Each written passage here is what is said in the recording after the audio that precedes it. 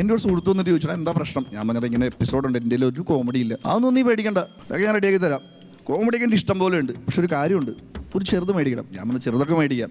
ഞാനങ്ങനെ കയ്യിൽ കാശിലൊന്നും ഇല്ലാണ്ട് അവിടെ നിന്നൊക്കെ തപ്പിപ്പെറുക്കി ബ്ലാക്കിലൊരു സാധനം മേടിച്ചു. അങ്ങനെ സാധനം മേടിച്ച് അടിച്ചിട്ട് മൂന്നാമത്തെ പെക്കായപ്പോൾ ടച്ചിങ്സ് തീർന്നു. ഇപ്പം ഞാൻ പറഞ്ഞ ഒരു അച്ചാർ മേടിക്കുക ഒരു 10 രൂപ എന്ന് പറഞ്ഞു. അപ്പം തന്നെ ഇവൻ്റെ കഥ അങ്ങോട്ട് തുടങ്ങി. പിന്നെ ഇവൻ ലോണിൻ്റെ കാര്യവും പ്രമാണം പണയം വെച്ച കാര്യവും കംപ്ലീറ്റ് കാര്യം പറഞ്ഞ് ഇവൻ കരച്ചിലോട് കരച്ചിൽ. അപ്പോൾ എനിക്കൊരു കാര്യം മനസ്സിലായി, കോമഡി തേടിപ്പോയ ഞാൻ ഒന്നെങ്കിൽ ഇവൻ്റെ ബാധ്യത ഏറ്റെടുക്കേണ്ടി വരും. ഞാൻ നൈസായിട്ട് അവിടെ സ്കിപ്പായി. കാരണം എന്താണെന്നറിയോ, ഇവനൊരു ആത്മഹത്യ ടെൻഡൻസിയുള്ള മനുഷ്യനാണ്. അപ്പോൾ ഇവനൊരു ആത്മഹത്യാ ശ്രമം നടത്തി, മരിച്ചില്ല ഇവനിങ്ങനെ മരിക്കാതെ ഹോസ്പിറ്റലിൽ ഇങ്ങനെ കിടക്കുമ്പോൾ നേഴ്സ് ചോദിച്ചു, എടാ എന്തിനാടാ മോനെ നീ ആത്മഹത്യാ ശ്രമം നടത്തിയത്? നീ ഒരു നല്ല പയ്യനല്ലേ?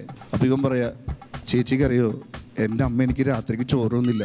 ഇത് കേട്ട് നേഴ്സ് അമ്മയോട് വന്നിട്ട് ചോദിച്ചു, നിങ്ങളൊരു അമ്മയാണോ, ഒരു മകന് ചോറ് ചോദിച്ചാൽ കൊടുക്കണ്ടേ? അപ്പം അമ്മ പറയാ, ഇല്ലാത്ത കാശ് കടം മേടിച്ച് 100 ചാളം മേടിച്ചാൽ അവന് കറി വെച്ച് 8:30 ചോറ് കൊടുക്കുക. 12 മണിയായപ്പോൾ ചോറെന്ന് വെച്ചാൽ ഞാനവിടെ എടുത്ത് കൊടുക്കാനാണ്. ഇവൻ ഈ ആത്മഹത്യാ ശ്രമം പിന്നെയും തുടർന്നു. അപ്പോൾ ഇവനൊരു കാര്യം തീരുമാനിച്ചു, ഇനി ആത്മഹത്യ ചെയ്യുമ്പോൾ ഒന്നെങ്കിൽ ട്രെയിനിന് തലവെക്കാം. എന്താണെന്ന് വെച്ചാൽ ഒറ്റയടിക്ക് പണി തീരുമല്ലോ. അപ്പോൾ ഈ അടുത്ത കാലത്താണ് ഇവൻ എന്ത് ചെയ്യുന്നത് വെച്ചാൽ, ഇവർ രാത്രിക്ക് പോകാൻ പേടിയാണ്.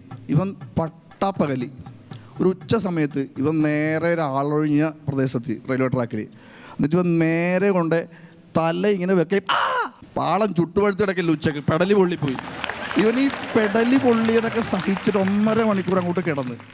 പക്ഷേ പുള്ളിക്കാരൻ അപ്പോഴാണ് ഓർത്ത ലോക്ക്ഡൗൺ ട്രെയിനൊന്നും വന്നില്ല. ഇവൻ ആത്മഹത്യ ശ്രമം വീണ്ടും തുടർന്ന്.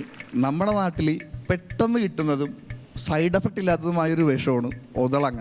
ഇവൻ ഒതളങ്ങ കഴിച്ച്.